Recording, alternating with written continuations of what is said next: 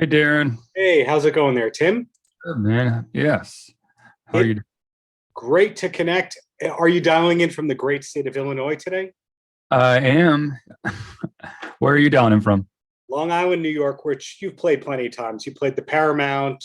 I don't. Yeah. I think you played Jones Beach once or twice as a co-headliner.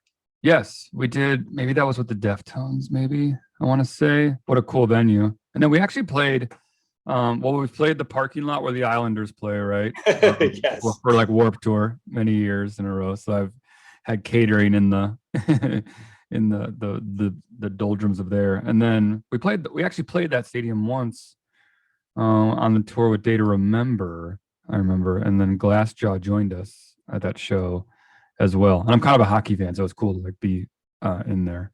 So Long yeah, Island's own Glassjaw, which is responsible for almost all the merchandise hitting on the road any year on any hard rock tour, right? it's so true. We felt very honored that we got them to join our bill. That's for sure. It was fun to watch them play. Always is, right? Exactly. Well, hey, emphasis on you here. Okay. Nowhere Generation is the new album.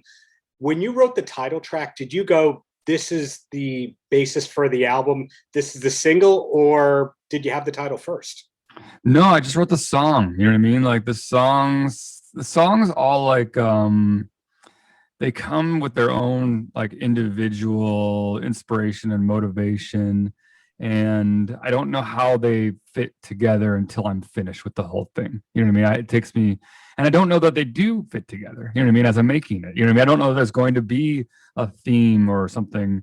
And so I just make the songs just thinking about that one specific song and how to make that song the best.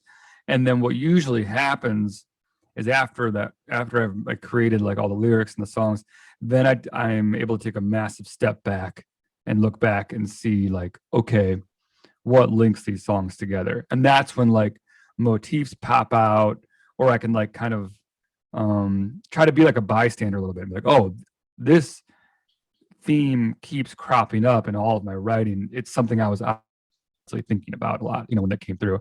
And so No Origin, I noticed that theme, popping up in a lot of the songs. And I realized like, oh, this whole record needs to fit under the umbrella of Nowhere Generation, because I feel like this is the link between all of them.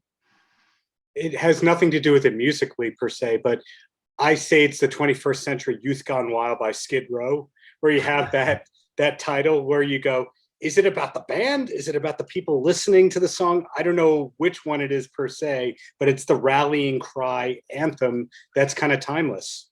Well, as a huge Skid Row fan, and especially that song, I'll take it. And it's interesting. I guess you're right. It's like I've had people ask that question too. Like you're saying, you're using the word "we." Like, are you a part of it? Who are you talking about? Are you singing from a character? And I guess I never really thought about it that deeply until somebody asked me. And I suppose it's because when I create a Rise Against song, I am imagining the space in which it will fill. And that space is a space like Jones Beach. It is a space like the Paramount. You know what I mean? It is a space with Rise Against and the Rise Against community of fans in there all singing along. And so when I picture that space, like, of course, we have to be singing we, like we are in this together. Yeah. But in the case of Youth Gone Wild by Skid Row, they're saying we are the Youth Gone Wild. And Yeah. the two guys who wrote it were already in their early 30s when, when it was a hit. So it's more reflective of where you are, which is a good thing. And I find it interesting that you got 4 singles out before the album itself came out. Now, knowing how prolific you've been at certain times in your career, does that mean that you already have the next album written?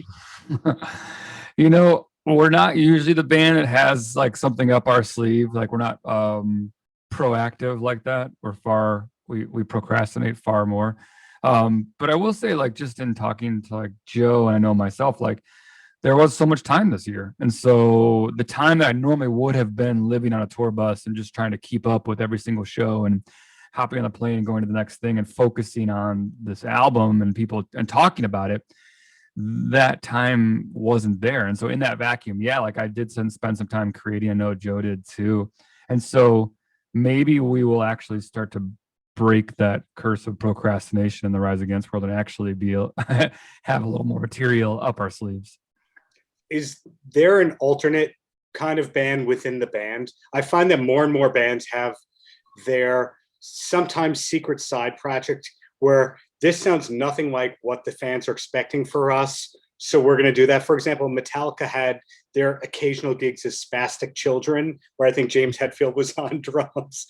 AFI has their Black Audio kind of band. Right. Is there that within Rise Against? Because Rise Against is not your first band of note. Right. There's nothing, let's see here. How do I put this?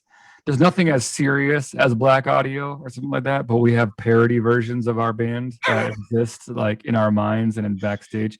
And Zach has named us the Idiot Fucks, and where we are all on different instruments. We have punk names that constantly change, just like good punk names. We've shortened it to IDFX.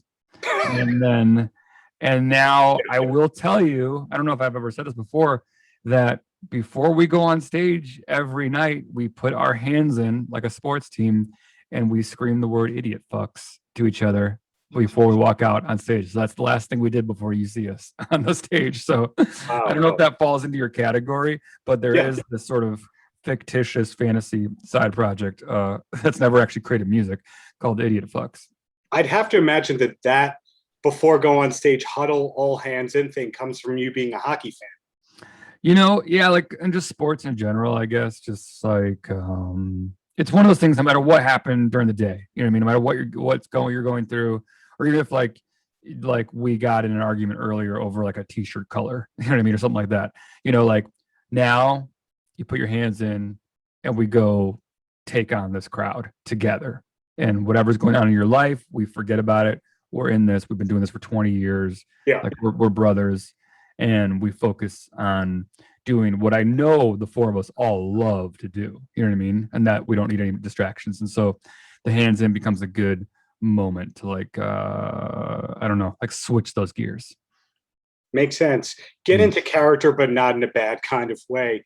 And something that's very admirable about your band is that no matter the label you're on, no matter how successful the songs are on radio, there's always been the punk and the DIY ethics maintained. Now, the opposite route, before you were into punk, now I got you to admit that you did like Skid Row. Were you originally a Van Halen Kiss guy before that? I liked all those bands. Yeah, like I'll tell you, I did not grow up in a musical family. My parents didn't really listen to music very much. And then so my first exposure to music was I had two older sisters who were children of the 80s. And so like they first got into like hair metal.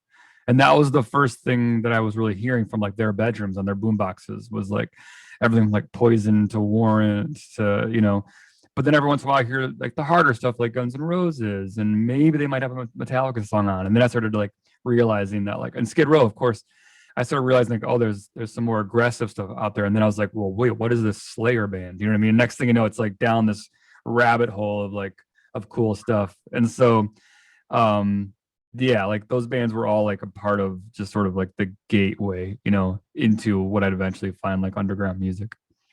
With that underground music said, though, 2 albums in a row with Bill Stevenson at the helm, and this time you got Chad Price on some gang vocals. So I'm guessing you did see the film Filmage. Oh yeah, I mean, I lived through part of Filmage because we've made 6 records with Bill now, and so we were there when he was going through like his brain tumor. All of his illness and medical issues. And so we're a part of that story. Chad Price has actually been singing secretly backup vocals on our record since 2003. So he's always been, Chad's just this guy who lives in Fort Collins, and he's like a crazy assassin, like you hire to like come in and do the job. You know what I mean? Like when you're like, it's like, this song needs something, I can't figure out what it is. And none of us have it in our voices. And then it's like you call Chad and he just comes in with a coffee cup like, yo, what's up? And he just nails these great vocals. And so he's been on a lot of our records. And so we always try to use him. He's definitely our secret weapon. And yeah, people should definitely check out the documentary Filmage if they wanted to learn the story of the Descendents, Bill Stevenson, the Blasting Room. And it's all just a really fascinating story. And I would say he is to your band as Steve Lukather from Toto was to a lot of bands. He was the secret guy of, hey, can you come in and do the gang vocals and add an extra guitar? And we may or may not credit you for this one.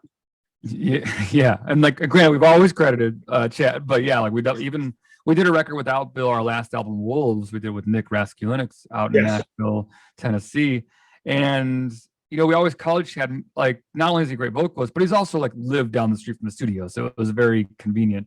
And we got to Nashville, and like the idea of not having Chad on the record sounded kind of crazy. And we actually ended up flying him out to Nashville and like introducing Nick to our secret weapon, Chad Price. And, you know, he's got a great band now called A Vulture Wake that people should check out. And if people are just catching up to this, Chad was the singer of All, and Chad was the singer of Drag the River. Mm-hmm. Chad Price is a solo project that is great stuff, and he's now doing like this really cool punk band called A Vulture Wake. So yeah, he's a really cool guy.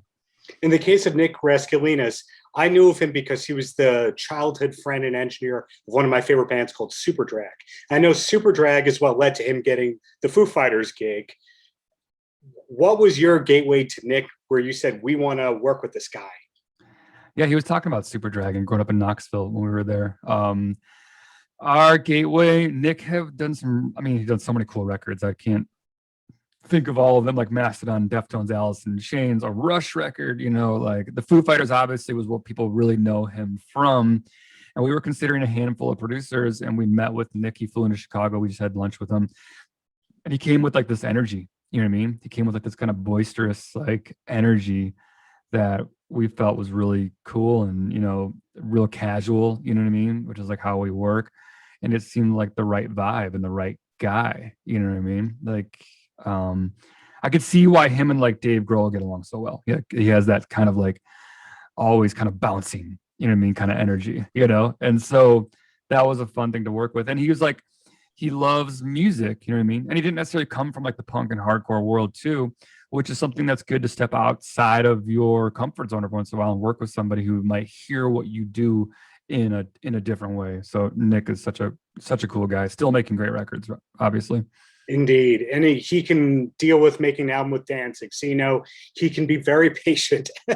And my last question for you, Tim, being mindful of your time here, is totally nothing to do with the fact that Nowhere Generation's great album is out now. And that's, do you have a TV recommendation for someone who needs a new show to start?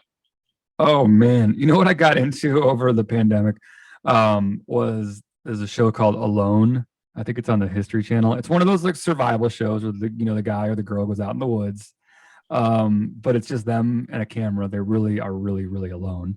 And I don't know what about this show made me go down through like 8 seasons of it, you know, where it's like at the end of my day, I look forward to catching up to seeing what these people were doing out in the middle of the woods. Maybe it's just because I've always kind of like crave being somewhere really remote like that, you know, and maybe it was kind of like the primacy of like who we are as human beings, just trying to survive off the land. And then obviously you're watching Mother Nature win all the time. At the end of the day, Mother Nature is something that you can't fight. And so I don't know if it's everyone's cup of tea, but I definitely went down that rabbit hole for sure.